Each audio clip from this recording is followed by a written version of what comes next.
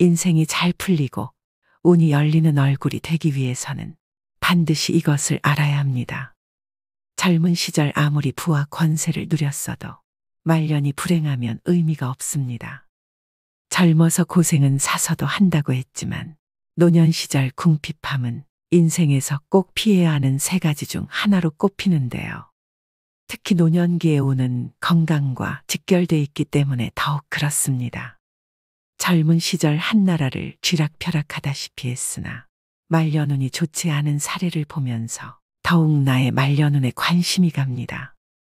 여러분, 보통 정해진 사주팔자는 바꿀 수 없다고 하지만 관상은 예외라는 것 아시나요? 관상학에 따르면 인상을 바꿀 수 있다고 하는데요. 말년운이 좋은 관상은 따로 있다고 하지만 혹 그렇게 생기지 않았더라도 너무 걱정 안 하셔도 됩니다. 말년운이 좋아지는 얼굴로 만들면 됩니다. 그래서 오늘은 불을 불러오는 관상 만드는 방법과 말년운이 좋은 관상은 어떤 특징이 있는지 살펴보겠습니다. 지금이라도 내 얼굴을 짚어보시고 오늘부터라도 말년운을 관리하시길 바랍니다. 말년복을 불러오는 관상 만드는 방법 첫 번째, 윤기 있는 피부입니다.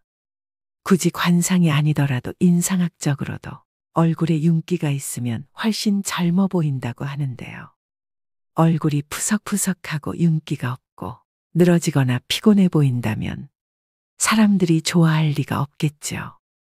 관상학이나 인상학이나 결국은 사람의 눈으로 보고 판단하는 것이라는 겁니다. 여러분, 부티나는 얼굴을 한번 연상해 보세요. 앞서 말씀드린 푸석푸석한 피부, 피곤해 보이는 윤기 없는 얼굴을 가진 사람과 매칭이 되시나요? 관상학적으로도 얼굴에 윤이 나지 않는다면 절대 성공할 수 없다라고 말을 하고 있습니다. 일반적으로 성공한 연예인들을 TV에서 보면 얼굴에 윤이 반들반들하죠. 성공한 부자들, 유명한 정치인들도 예외가 아닙니다. 피부가 반들반들 하다못해 빛이 반사될 정도입니다. 타고난 자기 얼굴을 어떻게 관리하느냐에 따라 운명은 확 달라집니다.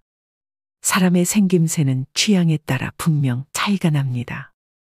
이목구비가 그리 조화롭지 못해도 하지만 얼굴에 윤기가 나면 잘생기거나 예뻐 보이기까지 합니다. 심리학에서는 첫인상 효과라는 것이 있는데요. 어떻게든 남에게 나의 이미지를 좋게 심어주는 것은 중요한 일입니다. 하여 첫인상을 좋게 만드는 최고의 수단이 바로 윤이 나는 피부를 만드는 것입니다. 두 번째는 생기 있는 얼굴입니다. 지인을 만나면 이런 말 한 번씩 하시죠. 무슨 일 있어? 얼굴이 왜 이렇게 힘들어 보여? 얼굴이 폈네. 무슨 좋은 일 있어? 이렇게 얼굴에는 우리의 마음이 다 드러나게 됩니다. 또 사람을 보고 끼가 많아 보인다거나 공부를 잘하게 생겼다거나 착해 보인다거나 이건 역시 얼굴로 그 사람을 판단하는 것입니다.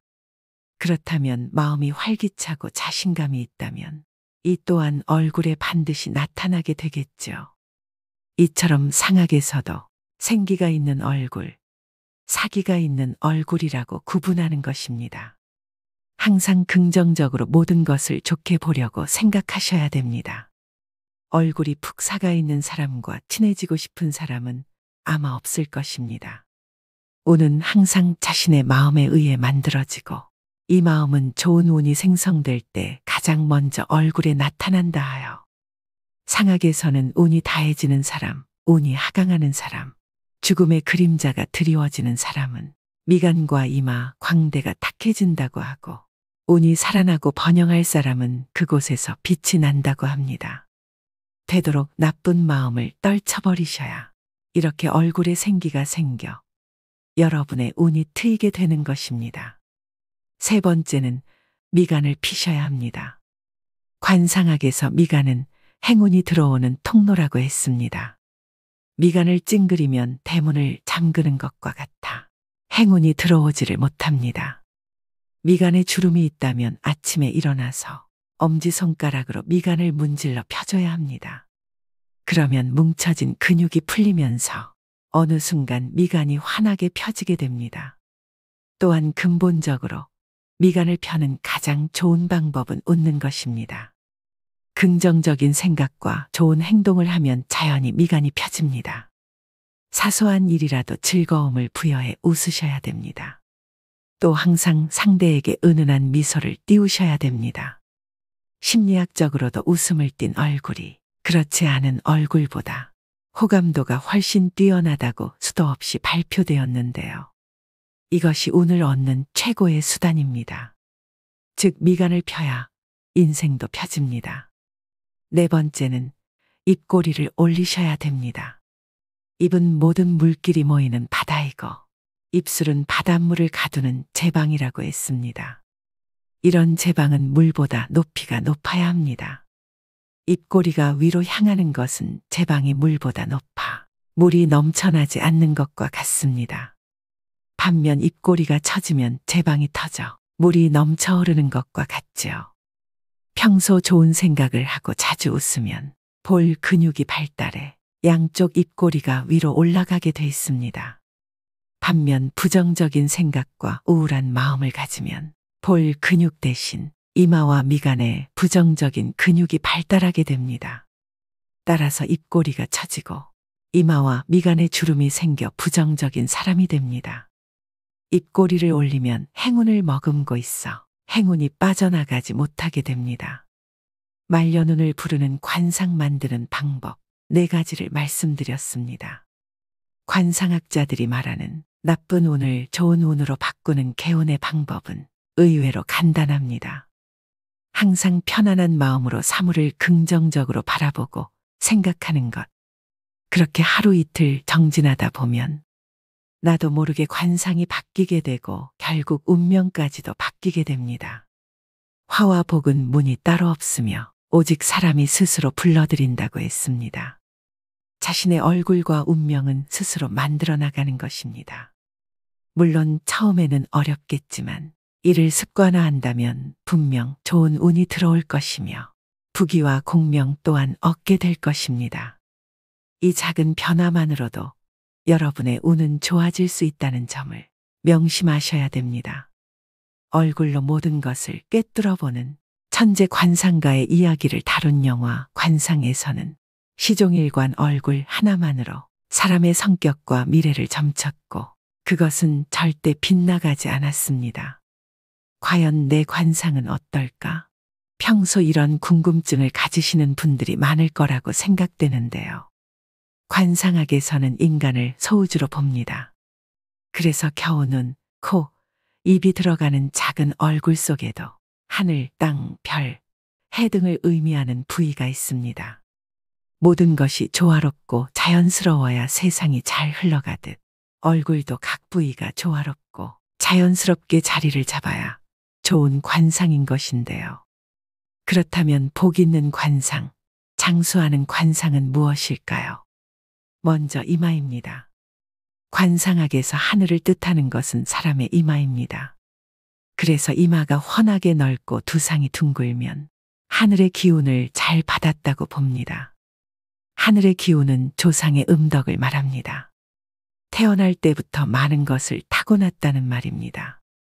이마가 잘생겼다면 초년에 큰 어려움 없이 재능, 건강, 재물, 강한 정신력 등을 물려받았다고 봅니다.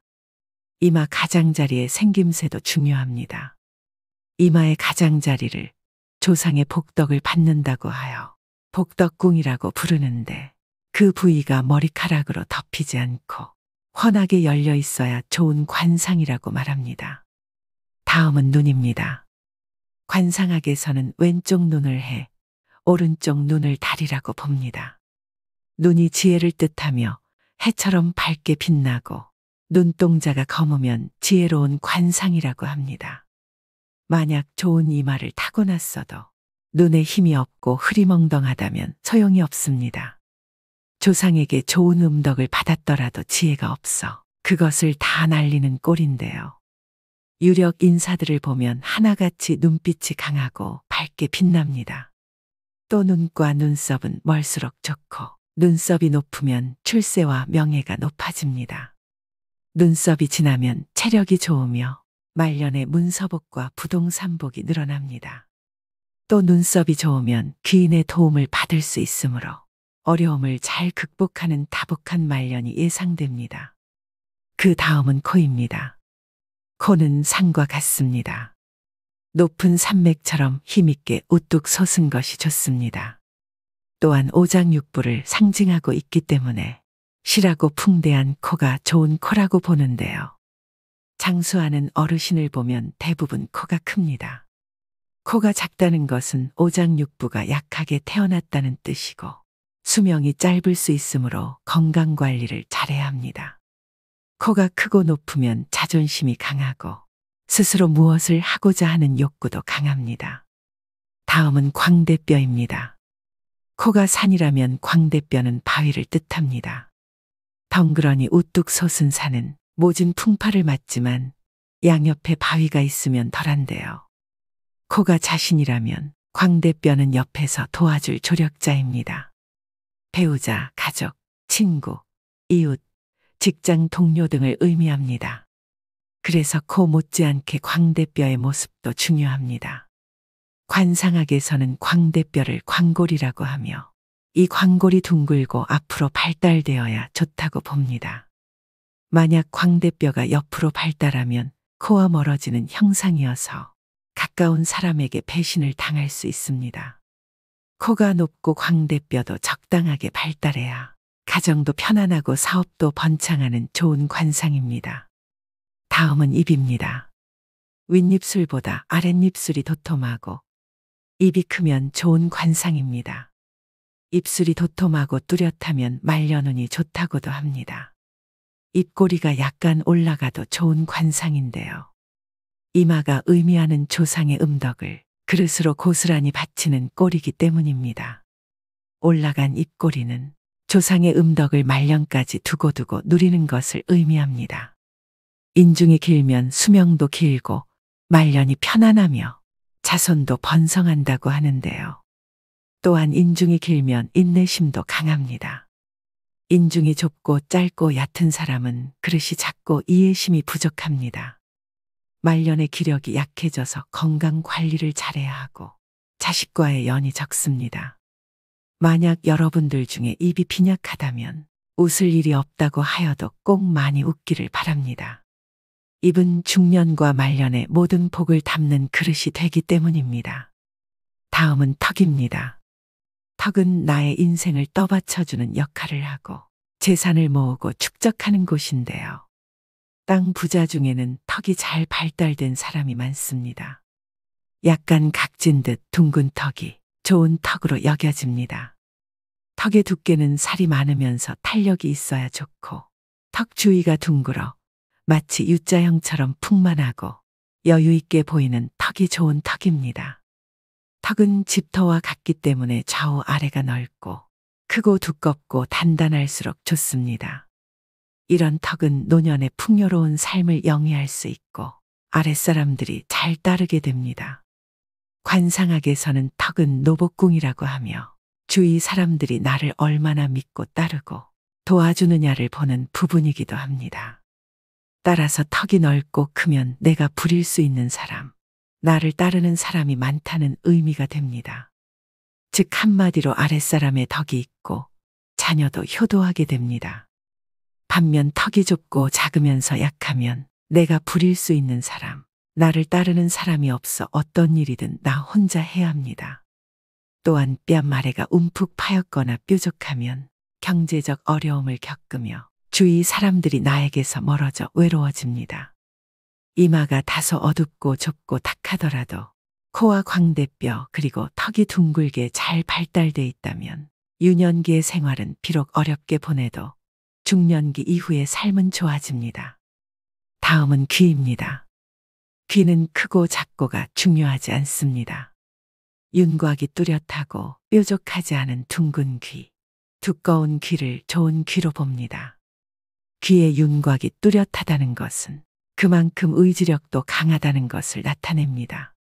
중간에 포기하지 않고 일을 추진한다는 말인데요. 또한 귀가 둥글면 총명하다고 여깁니다. 귀가 뒤집어진 사람은 자존심이 세거나 욕심이 많을 가능성이 크다고 봅니다. 오늘의 영상 어떠셨나요?